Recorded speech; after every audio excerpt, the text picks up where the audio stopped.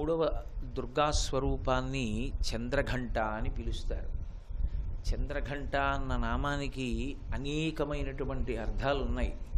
కానీ ప్రధానంగా మనం జీవితంలో సమన్వయం చేసుకుని అమ్మవారి యొక్క అనుగ్రహానికి పాత్రులం కావలసినటువంటి అర్థాలని అన్వయం చేసుకోవడం, వ్యాఖ్యానం చేసుకోవడం మన పురోభివృద్ధికి, అభ్యున్నతికి హేతు అవుతుంది. ఆహ్లాదకారిణి దేవి చంద్రఘంట ప్రకీర్తిత అని ఒక నిర్వచనం. ఆమె ఆహ్లాదకారిణి. చంద్రుడు ఎలా ఆహ్లాదాన్ని ఇస్తాడో అలాగే అమ్మవారు కూడా ఆహ్లాదాన్ని ఇస్తుంది. ఆహ్లాదము అంటే సంతోషం. మీరు సాధారణంగా భగవంతుని యొక్క స్వరూపాన్ని ఎక్కడ చూడండి, సూర్యచంద్రులు ఇద్దరినీ కూడా ఆయన కన్నులుగా చెప్తారు. విష్ణు సహస్రనామ స్తోత్రంలో పీఠిక చదివితే క్షీరోధన్వత్ ప్రదేశే శుచిమణి విలసత్సైకతే మౌక్తికానాం మాలాక్లప్తాసనస్థ స్ఫటికమణినిభైర్మౌక్తికైర్మండితాంగః శుభ్రైరభ్రైరదభ్రైరుపరివిరచితైర్ముక్తపీయూషవర్షైః ఆనందీనః పునీయాత్ తరినళిన గదా శంఖపాణిర్ముకుందః భూః పాదౌ అంటూ సూర్యచంద్రౌ చ నేత్రే అంటాం. సూర్యుడు చంద్రుడు ఆయనకి నేత్రములుగా ఉన్నారు అని. భగవంతునకు సూర్యచంద్రుడు నేత్రములు. అదే శివస్వరూపాన్ని చెప్పిన వందే శంభుమాపతిం సరగురుం వందే జగత్కారణం వందే పన్నగభూషణం మృగధరం వందే పశూనాం పతిం వందే సూర్య శశాంక వహ్ని నయనం అంటాం. సూర్యచంద్రులు అగ్నిహోత్రము మూడు నేత్రములుగా కలిగిన వాడు అని చెప్తాం. అమ్మవారికి సంబంధించినంత వరకు తాటంకయుగళీభూత తపనోడుపమండల. అమ్మవారికి సూర్యచంద్రులు ఇద్దరూ కూడా తాటంకములుగా ఉంటారు. చెవి తాటంకములుగా, ఆభరణములుగా ఉంటారు. ఆ సూర్యచంద్రుల యొక్క సంబంధం లేకుండా దేవతా స్వరూపాలు ఉండవు. సూర్యునకు ఒక లక్షణం ఉంది. ఆయన ఒక్క బాలసూర్యుడిగా ఉన్నప్పుడు మాత్రమే మాంసనేత్రంతో చూడడానికి యోగ్యుడుగా ఉంటాడు. అస్తమిస్తున్నటువంటి సూర్యబింబాన్ని కూడా మాంసనేత్రంతో అది చిట్ట చివరి దశలోకి వచ్చాక చూడొచ్చు. కానీ ఇక మిగిలినటువంటి కాలంలో ఉండేటటువంటి సూర్యబింబాన్ని చూడడం సాధ్యం కాదు. అది మాంసనేత్రమునకు శక్తికి సరిపోయే విషయం కాదు. కానీ చంద్రుడు అలా కాదు. ఆయన ఆహ్లాదకారకుడు, సంతోషకారకుడు. రాత్రి చంద్రబింబం ఉదయించిన తరువాత చంద్రబింబంలోంచి వచ్చేటటువంటి కాంతి సుధాధార అంటారంటే అమృతధార. శీతాంశు చల్లని కిరణములు కలిగినటువంటి వాడు. హిమకరః హితకరః అంటారు శంకరాచార్యుల వారు. హిమకరః చల్లని కిరణములు కలిగిన వాడు, హితకరః లోకమునకంతటికి మేలు చేస్తూ ఉంటాడు. ఆయన కిరణముల చేత ఓషధులు ప్రకాశిస్తూ ఉంటాయి. ఆ బాలగోపాలం కూడా చంద్రబింబాన్ని చూసి సంతోషిస్తూ ఉంటారు. ఆ చంద్రబింబాన్ని చూస్తే మురిసిపోతారు. అంత ఆనందాన్ని, సంతోషాన్ని పొందుతారు. చంద్రుడు ఎలా ఆహ్లాదకారకుడో అమ్మవారు కూడా అలాగే ఆహ్లాదకారిణి. అంటే సంతోషాన్ని ఇవ్వగలిగినటువంటి తల్లి. ఒకటి ఏ కారణం చేతన అంటే ఉపాసన యందు అమ్మ అన్న రూపంతో ఉపాసన చేయడం చాలా చాలా తేలిక. అమ్మ అన్న మాట కన్నా మనుష్య జీవితానికి దగ్గరగా ఉండేటటువంటి రూపం ఇంకొకటి లేదు. అమ్మ అన్న మాట కారుణ్యానికి ప్రతీక. అమ్మ అన్న మాట రాశీభూతమైనటువంటి దయ. అంత ప్రేమకి మారుపేరు అమ్మ. అందుకే అమ్మ అన్న మాట దగ్గర అరమరిక ఉండదు. అమ్మ ఎక్కడ ఉంటుందో అక్కడ ప్రేమ ఉంటుంది. అమ్మ ఎక్కడ ఉంటుందో అక్కడ భద్రత ఉంటుంది. అమ్మ ఎక్కడ ఉంటుందో అక్కడ సేద తీరడం ఉంటుంది, నిర్భయత్వం ఉంటుంది. అమ్మ ఉంది, అమ్మ దగ్గరికి చేరాము అంటే గొప్ప సంతోషం, ఒక ప్రేమ. అమ్మ చెయ్యి ముట్టుకుంటే చాలు ఎంత ఆనందమో. ఆవిడికి 90 ఏళ్ళు రానివ్వండి, 95 ఏళ్ళు రానివ్వండి, శరీరం ముడతలు పడిపోనివ్వండి, అమ్మ పక్కకి వెళ్ళి కూర్చుంటే జ్వరం వస్తే అమ్మ వచ్చి విభూతి పెడితే ఎంత సంతోషంగా ఉంటుందో. అమ్మ చేతి అన్నం అమృతం కన్నా ఒక్క బెత్తడి ఎక్కువే, అంత గొప్పది. అటువంటి అమ్మ సౌందర్యము అనేటటువంటి మాటకి పర్యాయ పదం. సౌందర్యము అంటే కొంచెం జాగ్రత్తగా గమనించాలి. బాహ్యంగా కనపడేటటువంటి అందం కాదు. ఎందుచేత అంటే అందము అని నేను దేన్ని అంటానో అది పక్క వాళ్ళకి అందం కాకపోవచ్చు. నేను ఒక పువ్వుని చూసి ఇది చాలా అందంగా ఉంది అని అన్నాను అనుకోండి, నా పక్కనున్న వ్యక్తి చూసి ఈ పువ్వు ఆ పువ్వు కన్నా అందమైంది కాదు అనొచ్చు. ఏ ఒక్క వస్తువు లోకంలో అందరికీ అందమైనదే అని చెప్పడం కష్టం. పైగా ఏ వస్తువు అందంగా ఒకప్పుడు అనిపిస్తుందో ఆ వస్తువు తన శరీరం మాసిపోయే వరకు కూడా అందంగానే ఉండడం సాధ్యమయ్యే విషయం కాదు. ఒక పువ్వు బాగా విరబూసినప్పుడు చాలా అందంగా ఉండొచ్చు. అదే పువ్వు ముకుళించుకుపోయి రేఖలు రాలిపోతే అందంగా ఉండదు. పైగా అందంగా ఉన్నవన్నీ కూడా భద్రతకి కారణములు కావు. అందంగా ఉన్నవన్నీ కూడా క్షేమకరములు కావు.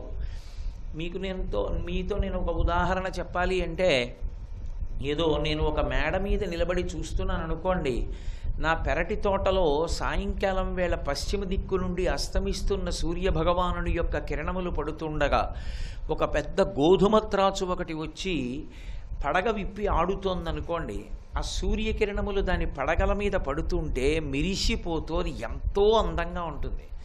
అంత అందంగా ఉంది కదా గోధుమ త్రాచని నేను నా సౌధం యొక్క హర్మ్యంలోంచి, ఆ గవాక్షంలోంచి చూస్తున్నవాణ్ణి నా భార్యని గట్టిగా పిలిచి, రావే చూడు ఎంత అందంగా ఉందో గోధుమ త్రాచు పడగా అని అనగలనా? దగ్గరకు వెళ్ళి చూడగలనా? నేను దాన్ని నక్కి నక్కి చూడాలి తప్ప అది నన్ను చూసిందో ఇక నిద్ర పట్టదు. అందాలన్నీ క్షేమకరాలు కావు. అందంగా ఉన్నది అని కనిపించిన వస్తువంతా క్షేమకరం కాదు. లోకంలో సౌందర్యము అన్న మాట ఎవరికి అన్వయం అవుతుంది అంటే అమ్మకొక్కదానికే అన్వయం అవుతుంది. ఏమిటా సౌందర్యము అంటే, అమ్మ అన్న వస్తువు ఏ బిడ్డకైనా సరే క్షేమదాయకం. అది గొప్ప ఉపశాంతికారకం. లోకంలో ధూర్తుడు ఎవరైనా ఉండొచ్చు. ఆ ధూర్తుడు నా భార్య కన్నా పక్కింటి వాడి భార్య అందంగా ఉంటుందనేవాడు ఉండొచ్చు. కానీ మా అమ్మగారి కన్నా వాళ్ళ అమ్మగారు బాగుంటారని ఎవ్వడూ అనడు. ఎవరి అమ్మ వాళ్ళకి పరదేవతా స్వరూపం. అటువంటి అమ్మ ఆహ్లాదకారిణి. ఆ అమ్మ కనపడితే చాలు సంతోషం కలుగుతుంది. మీరు అందుకే చూడండి, ఈ ఆహ్లాదము అన్న మాట ఎక్కడ వ్యక్తం అవుతుందంటే, పిల్లవాడికి మేనత్త అన్నం పెడుతుంటుంది, అమ్మ ఎవరితోనో మాట్లాడుతుంటుంది, వాడు అన్నం తినడం, వాడు చేయి చాపి అమ్మ వంక చూపించి ఏడుస్తూ ఉంటాడు. ఆ అమ్మ వచ్చి ఎత్తుకుంటుంది. వాడు ఏడుపు మానేసి పెద్ద బోసి నవ్వు నవ్వి అమ్మ బుగ్గలు పట్టుకుని ఎంత మురిసిపోయి అమ్మ గుండెల్లో తలపెట్టేసుకుని అమ్మ చీర కొంగు గట్టిగా పట్టేసుకుంటాడు. అంటే అమ్మ తనని మళ్ళీ ఎవరికైనా ఇచ్చేస్తుందేమో, నేను అమ్మకి దూరం అయిపోతానేమో అని అమ్మ గుండెల్లో దూరిపోయి ఆ తల పెట్టేసుకున్నప్పుడు వాడు ఎంత సేద తీరిపోతాడో, ఎంత సంతోషపడిపోతాడో. సంతోషపడిపోయి ఆనందపడిపోయి ఆ బోసి నవ్వులు నవ్వుతాడు. అంటే అమ్మ అన్న మాట పలకడం రాకపోయినా అసలు అమ్మని చూడడం, అమ్మని ముట్టుకోవడం, అమ్మ చేతితో స్పర్శ, అమ్మ చేతి ఆహారం మనకి అంత సంతోషకారకములు. చంద్రబింబాన్ని లోకానికి అంతటికీ సంతోషం ఇచ్చేదానికి ఉదాహరణగా చెప్తారు. రెండు మనోలయం అవ్వడానికి కారణంగా చెప్తారు. చంద్రబింబం ఎంత ఉపాస్యయోగ్యంగా ఉంటుందో, ఎంత చల్లగా ఉంటుందో, ఎవరికీ చంద్రబింబాన్ని చూస్తే ఎలా భయమేదో అలా అమ్మవారి యొక్క రూపము ఉపాసన యందు ఆహ్లాదకారకం. నేను అమ్మవారిని ఉపాసన చేస్తున్నాను అన్నప్పుడు అందులో భయపడడానికి ఏమీ ఉండదు. ఆవిడ అమ్మ దోషం ఉన్నా దిద్ది హత్తుకుంటుంది తప్ప దోషం చూసి శిక్షించేటటువంటి స్వభావం ఉన్నటువంటిది కాదు. అమ్మ యొక్క గుణం క్షమ, ఓర్పు. ఆవిడ తప్పుల్ని భరిస్తుంది, ఓర్పుతో ఉంటుంది, మనని దిద్దుతుంది తప్ప మనకి ఇలా వేలు చూపించేది కాదు ఆవిడ. అందుకే అమ్మ చంద్రస్వరూపంగా ఉపాసనలో ఆహ్లాదకారిణి, సంతోషాన్ని ఇస్తుంది. చాలా తేలిక అమ్మ ఉపాసన చేయడం. అందుకే లోకంలో అసలు అమ్మ ఉపాసన లేకుండా ఎవ్వరు ఉండరు. అమ్మవారి ఉపాసన లేకుండా నేనున్నాను అనేటటువంటి సంప్రదాయం లోకంలో ఉండదు. అది విష్ణువుని ఆరాధించే వాళ్ళు కానివ్వండి, శివారాధకులు కానివ్వండి, సూర్యారాధకులు కానివ్వండి, గణాపత్యులు కానివ్వండి, లేకపోతే సుబ్రహ్మణ్యారాధకులు కానివ్వండి, ఎవరైనా యజ్ఞోపవీతం ఉన్న వాళ్ళ యొక్క జీవితం ఆ రోజు ప్రారంభం ఎక్కడ అంటే సంధ్యావందనంలో గాయత్రీ పరదేవతోపాసనతో ప్రారంభం అవుతుంది. యజ్ఞోపవీతం ఉన్నవాడు గాయత్రి అని పిలుస్తాడు. యజ్ఞోపవీతం లేనివాడు కేవలంగా కూర్చోడానికి వీల్లేదు, సూర్యబింబాన్ని ఉపాసన చేస్తారు. అమ్మాని పిలవకుండా, అమ్మని ఉపాసన చెయ్యకుండా, ప్రకృతి స్వరూపిణిగా అమ్మకి నమస్కారం చెయ్యకుండా అసలు ఉపాసన ఉండదు. అన్నీ తెలిసున్నవాడైతే వేదమాత అంటాడు, అన్నీ తెలిసున్నవాడైతే గాయత్రి అంటాడు, ఏమీ తెలియని వాడైతే పెద్దింటమ్మ తల్లి అంటాడు, పోలేరమ్మ తల్లి అంటాడు, ముత్యాలమ్మ తల్లి అంటాడు, తలుపులమ్మ తల్లి అంటాడు, మరిడమ్మ తల్లి అంటాడు, నూకాలమ్మ తల్లి అంటాడు. ఏదో ఒక పేరు పెట్టి అమ్మ తల్లి అంటాడు. అమ్మ తల్లి ఏమిటి? అమ్మ అన్న అనాలి, తల్లి అన్న అనాలి. అమ్మ తల్లి ఏమిటి అంటే ప్రేమ. ఆ సంతోషాన్ని అభివ్యక్తం చెయ్యడానికి అమ్మ అని ఉండలేక అమ్మ తల్లి అంటుంటాడు. ఏదో ఒక పేరుతో పిలుచుకుంటారు. అసలు మీరు లోకంలో ఉపాసన అన్నదానికి అమ్మవారు ఎంత దగ్గరగా నిలబడుతుంది అనడానికి ఒక ఉదాహరణ చూడండి. కొత్తగా ఒక ప్రదేశంలో ఒక్కడే నివాసం ఉండడం ప్రారంభం చేశాడు అనుకోండి. ఆయన చేసే మొదటి పని ఏమిటంటే తనొక్కడు ఆ ప్రదేశంలో నివాసం ఉండడం మొదలు పెట్టాడు. ఊరు బయట ఆ ఊరు లోపలకు వచ్చేటటువంటి ప్రదేశం ఉంటుంది. ఎక్కడ హద్దు దాటి లోపలికి వస్తాడో అక్కడ ఒక రాయి పెడతాడు. పెట్టి దానికి పసుపు రాసి బొట్టు పెడతాడు. పెద్దింటమ్మ అంటాడు. పెద్దింటమ్మ అంటే మేము ఒక్కళ్ళమే లేమి ఇక్కడ, మాతో పాటుగా మాకన్నా ముందు ఆవిడొచ్చింది, ఆవిడొచ్చాక మేము వచ్చాం కాబట్టి ఆవిడ పెద్దమ్మ, ఆ పెద్దమ్మ బిడ్డలం మేమందరం, మా ఆవిడ పిన్నమ్మ, మా బిడ్డలు, ఆవిడ పెద్దమ్మ. ఆ తర్వాత 10 గడపలు వచ్చాయి, 100 గడపలు వచ్చాయి, 1000 గడపలు వచ్చాయి, ఆవిడ మాత్రం అలాగే ఉంటుంది గ్రామదేవత అన్న పేరుతో. పెద్దింటమ్మ తల్లి, ఆవిడే నూకాలమ్మ. ఈ ఊళ్ళో నేనున్నాను అంటే ఈ ఊళ్ళో నేను ఉండి నూకలు తిని బ్రతికి 10 మాటలు చెప్పుకుంటూ సంతోషంగా కాలం గడపడానికి నాకు శక్తి స్వరూపిణి అయి, లోపల క్షుధారూపిణి అయి, అన్నం ఇచ్చినటువంటి తల్లి అయి, జీర్ణం చేస్తున్న తల్లి అయి, నా స్ఫురణ శక్తి అయి ప్రకాశిస్తున్న తల్లి ఎవరో ఆ తల్లికి నమస్కారం చెయ్యకుండా ఊరి పొలిమేర విడిచిపెట్టి వెళ్ళకూడదు.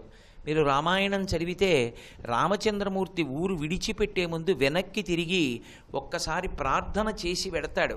ఆ అయోధ్యానగరాధిష్టాన దేవతకి నమస్కారం చేస్తాడు.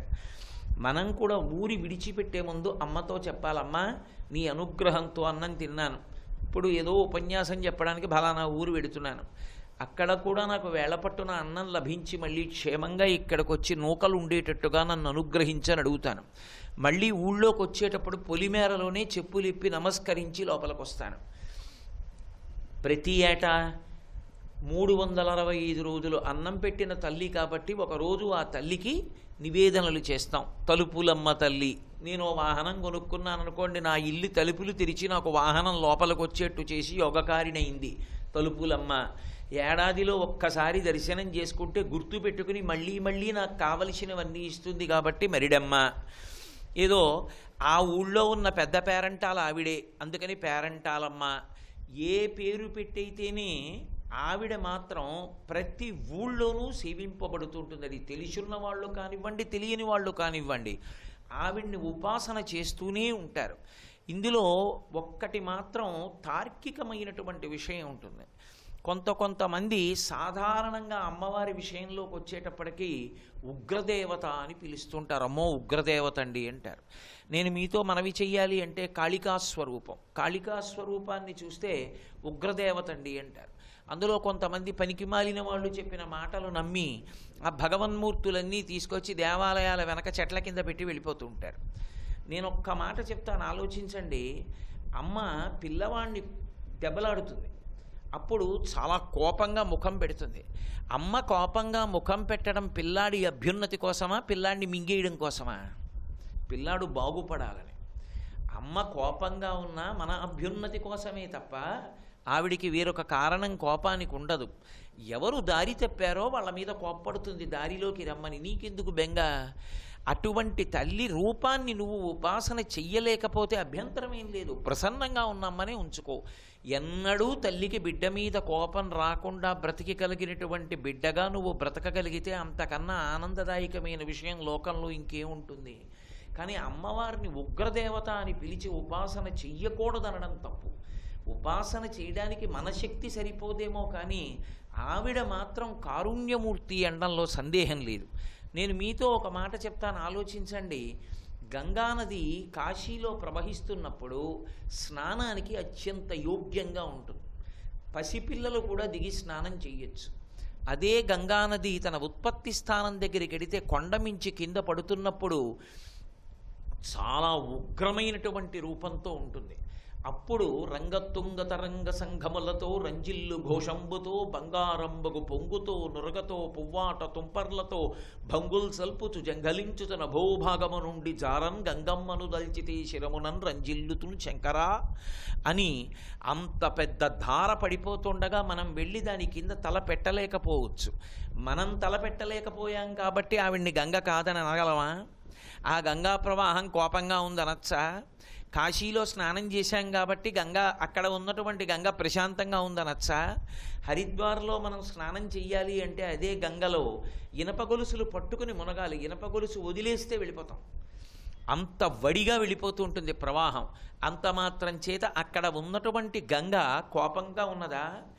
నీ శరీర శక్తి సరిపోలేదు అక్కడ స్నానం చేయడానికి. నీకు ఈత రాదు, ఊంచుకోలేవు.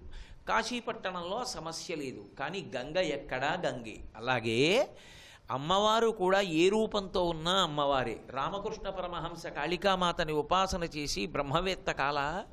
కాబట్టి ఆవిడ యందు ఏ విధమైనటువంటి పరిమితులు ఉండవు.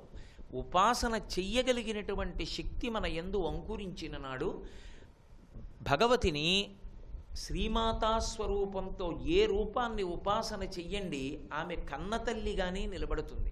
ఎందుకంటే అమ్మవారికి నామాలు ఎన్నైనా ఉండొచ్చు.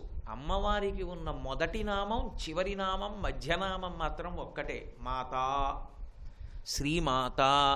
అమ్మా అదే ఆవిడ పేరు. లోకంలో అమ్మని పేరు పెట్టి పిలిచినా, అమ్మని గౌరవించి పిలిచినా అంత సంతోషిస్తుంది అని చెప్పడం సాధ్యం కాదు. అమ్మా అని పిలిస్తే చాలు, అదే అమ్మకి సత్కారం. అసలు అమ్మా అని పిలిపించుకోవడమే జీవితం పండిందనుకుంటుంది ఆడది. ఒక ఆడది 2 బిడ్డల్ని 3 బిడ్డల్ని కన్న ఒక స్త్రీయే అలా అనుకుంటే, ఆ బ్రహ్మకీట జనని అయినటువంటి అమ్మవారిని అమ్మా అని పిలిస్తే చాలా ఆవిడ పరవశించిపోతుంది.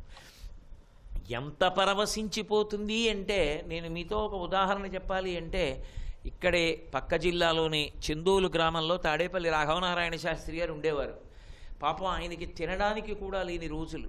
అయినా అమ్మవారిని నమ్ముకుని ప్రతిరోజు 27 పర్యాయములు లలితా సహస్రనామ స్తోత్రంతో పూజ చేసి, ప్రతి పర్యాయం నైవేద్యం పెట్టడానికి కనీసం ఇంట్లో బెల్లం ముక్క లేక మంచినీళ్లు నైవేద్యం పెట్టేవారు తప్ప ఎవరినీ వెళ్ళి చెయ్యి చాపి అడగలేదు. ఒక రోజున 27వ మాట లలితా సహస్రం చేసి మంచినీళ్లు నైవేద్యం పెట్టి స్పృహ తప్పి ముందుకు తూలిపోయారు. పూజామందిరంలో పడిపోతుంటే అమ్మవారు గభాలన సింహాసనంలోంచి లేచి ఎదురుగుండా పూజ చేస్తున్న మూర్తి అమ్మవారై లేచి శాస్త్రి గారిని పట్టుకుని ఒళ్ళో పడుకోబెట్టుకుని పాయసాన్నం తినిపించింది. ఇక తర్వాత రాఘవనారాయణ శాస్త్రి గారు వెనక్కి తిరిగి చూసింది లేదు. వారు సంకల్పం చేస్తే చాలు ఐశ్వర్యం కురిసేది. బాలాదేవి నిరంతరం వారింట్లో తిరుగుతుండేది. గజ్జెల చప్పుళ్ళు వినేవి. తెలిసో తెలియకో వాళ్ళింటికి వెళ్ళిన వాళ్లతో చిన్న పిల్ల రూపంలో వచ్చి మాట్లాడుతుండేది. కాబట్టి ఆ తల్లి అంతటి దయాస్వరూపిణి. ఆవిడ్ని ఉపాసన చేసినటువంటి వాళ్ళని రక్షించడం ఆవిడికి తెలుసు తప్ప ఇంకొకటి తెలియదు. అందుకే ఆమె ఆహ్లాదకారిణీ దేవి చంద్రఘంటా ప్రకీర్తిత. ఉపాసనయందు అంత తేలికైనటువంటి రూపం ఏదైనా లోకంలో ఉంటే పరదేవతా స్వరూపం ఒక్కటే. తెలిసో తెలియకో అసలు నిజానికి అసలు అపరాధము అన్న మాటని క్షమించగలిగినది ఎవరైనా ఉంటే అమ్మ ఒక్కతే. అసలు అమ్మ అంత కష్టపడి మృత్యు సదృశమైనటువంటి వేదన పొంది అంత నెత్తురు పోగొట్టుకుని బిడ్డని కంటుంది. వెంటనే బిడ్డడు అమ్మకి పూలదండేశాడా, కాళ్ళకి నమస్కారం పెట్టాడా? ఏ అమ్మ గుండెల్లోంచి పాలు తాగాడో ఆ అమ్మ గుండెల మీద కాలు పెట్టి తంతాడు. ఏ అమ్మకి మంగళసూత్రం కన్నా గొప్పది లేదో ఆ మంగళసూత్రాన్ని చేత్తో పట్టుకుని లాగుతూ ఆడుకుంటాడు.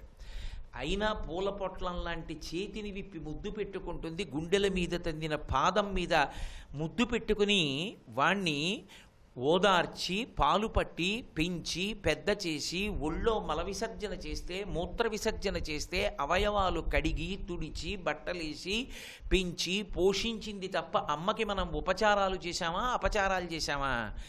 లౌకికమైనటువంటి అమ్మకన్ని అపచారాలు చేస్తేనే నా బిడ్డ అని ఓర్చి వృద్ధిలోకి తీసుకొచ్చిందే. అసలు అమ్మవారు మన పట్ల కోపంగా ఉంటుంది అనడానికి సాక్ష్యాలు ఎక్కడుంటాయి? లౌకికమైన అమ్మకే ఇంత ప్రేమ ఉంటే లోకాలను కన్న తల్లికి ఎంత ప్రేమ ఉంటుంది? రాశీభూతమైనటువంటి దయ అమ్మ అంటే. అందుకే అటువంటి శ్రీమాత యొక్క ఉపాసన ఆహ్లాదకారకం, పరమ సంతోషదాయకం. ఇన్నిచ్చినటువంటి తల్లి యొక్క ఉపాసన చెయ్యకపోవడం కృతజ్ఞతా దోషం. దానివల్ల అమ్మకొచ్చినటువంటి నష్టమేముండదు. కానీ కుపుత్రుడై కృతజ్ఞుడై వాడు మాత్రం చేయరాని పాపం చేసిన వాడు అవుతాడు. పరదేవతకి నమస్కారం చెయ్యని వాడు, అమ్మవారికి ఒక్క పుష్పం ఆవిడ పాదాల మీద వెయ్యనటువంటి వాడి జీవితం కృతజ్ఞతతో కూడుకున్న జీవితం. శ్రీరామాయణం కిష్కింధకాండలో మాట్లాడుతూ లక్ష్మణస్వామి అంటారు, బ్రహ్మగ్నేచ సురాపేచ చోరే భగ్నవ్రతే తథా నిష్కృతిర్విహితా సిద్ధి కృతఘ్నో నాస్తి నిష్కృతి అంటారు. బ్రహ్మహత్య చేసిన వాడికి, దొంగతనం చేసిన వాడికి ఒక వ్రతం చేస్తానని నీళ్లు ముట్టుకుని సంకల్పం చేసి వ్రతం చెయ్యకుండా మధ్యలో విడిచిపెట్టేసినటువంటి వాడికి కూడా ప్రాయశ్చిత్తములుంటాయేమో కానీ ఒకరి వలన ఉపకారమును పొంది ఆ చేసిన ఉపకారమును మరిచి ఎన్నడూ ప్రత్యుపకారము చెయ్యాలనేటటువంటి సంకల్పం కూడా లేకుండా బ్రతుకుతున్నటువంటి కృతజ్ఞుడికి మాత్రం నిష్కృతి లేదు. పరదేవతా స్వరూపిణి అయి భూమాత అయి ఆమె మనకి ఇన్ని ఇస్తున్నప్పుడు తిరిగి అమ్మవారికి నమస్కరించకుండా బ్రతికేస్తున్న వాడికన్నా కృతజ్ఞుడిక లోకంలో ఎక్కడా ఉండడు. కాబట్టి అటువంటి కృతజ్ఞత లేకుండా బ్రతకడమే అమ్మవారికి నమస్కారం చెయ్యడం. అందుచేత ఆమె ఆహ్లాదకారిణి కాదు. దాని వెనక ఇంకొక తార్కికమైనటువంటి విషయం ఉంది. ఆహ్లాదము అంటే సంతోషం ఇవ్వడం. సరే, ఆవిడ్ని ఉపాసన చేయడం సంతోషంగా ఉంటుంది, అది ఒక ఎత్తు, అలా విడిచిపెట్టండి. కానీ ఆమె సంతోషాన్ని ఇస్తుంది అని నేను అన్నప్పుడు చంద్రుడు సంతోషాన్ని ఇస్తాడు అన్నట్లే అమ్మవారు కూడా మనకి సంతోషాన్ని ఇస్తుంది. అంటే దుఃఖం అన్నది ఉన్నవాడు ఉండకూడదుగా లోకంలో. మరి అమ్మవారికి నమస్కారం చేసినంత మాత్రం చేత కోరికలన్నీ తీరిపోయి దుఃఖం అన్నది లేకుండా ఉండాలిగా. మరి దుఃఖంతో ఉన్నవాళ్ళు లేరా? అమ్మవారి ఉపాసన చేస్తూ కూడా దుఃఖపడుతున్న వాళ్ళు లోకంలో లేరా? వాళ్ళకి కష్టం లేకుండా బ్రతకట్లేదా? మరి అటువంటప్పుడు ఆహ్లాదకారిణీ దేవి చంద్రఘంటా స్వరూపిణి అనేటటువంటి నిర్వచనం ఆవిడికి ఎలా అన్వయం అవుతుంది అంటే, ఒక్క విషయాన్ని మీరు చాలా జాగ్రత్తగా గమనించవలసి ఉంటుంది. ఒక మనిషి యొక్క సాధన చేత మనిషి ఏ స్థాయికి ఎదగవలసి ఉంటుంది అంటే, బయట జరుగుతున్నటువంటి సంఘటనల వలన తాను సంతోషాన్ని కానీ దుఃఖాన్ని కానీ పొందడం మాని ధర్మాచరణము చేత మాత్రమే సంతోషాన్ని పొందుతూ ఉండగలిగినటువంటి స్థితికి ఎదగగలిగితే వాడు పరదేవతానుగ్రహాన్ని పొందాడని గుర్తు. ఈ పని జరిగిందని సంతోషం కాదు, ఈ పని జరగలేదని దుఃఖం కాదు. వాడు నన్ను పొగిడాడని సంతోషం లేదు, వాడు నన్ను నిందించాడని నాకు బాధ లేదు. మరి నాకేమిటి సంతోషం? నా ధర్మం నేను చేస్తున్నానా లేదా? నేను ఏ ధర్మం చెయ్యాలో ఆ ధర్మం నేను చేసి నేను ధర్మమునందున్నాను, అది సంతోషం. నేను నా ధర్మాన్ని విడిచిపెట్టేయలేదు అని సంతోషంగా ఉండగలిగితే, కలిసి వస్తే రాని పోతే పోని, ధర్మాచరణం చేస్తున్నానా లేదా, నేను ధర్మంలో ఉన్నాను, ఆ ఒక్క మాట చేత సంతోషంగా ఉండిపోగలగడం ఆహ్లాదకారిణి. అది అమ్మవారి అనుగ్రహం ఉంటే కానీ నడవదు. ధర్మిణి ధర్మవర్ధిని ఆవిడే. సర్వం శ్రీ ఉమామహేశ్వర పరబ్రహ్మార్పణమస్తు. స్వస్తి.